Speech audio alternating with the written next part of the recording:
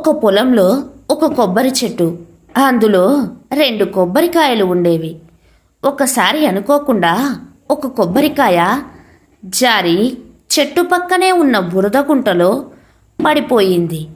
అది చూసి చెట్లల్లో ఉన్న కొబ్బరికాయ చాలా హేళనగా నవ్వుతూ, "నువ్వు బురదలో పడిపోయావు, ఇక అసలు బయటికి రాలేవు" అని వెక్కిరిస్తుంది.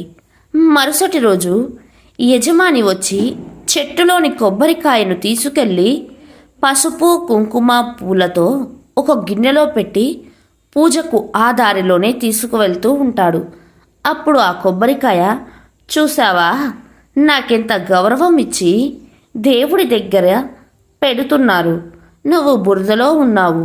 నా స్థానం ఇది, నీ స్థానం అది" అంటుంది. అది విన్న ఆ కొబ్బరికాయ చాలా బాధపడుతుంది.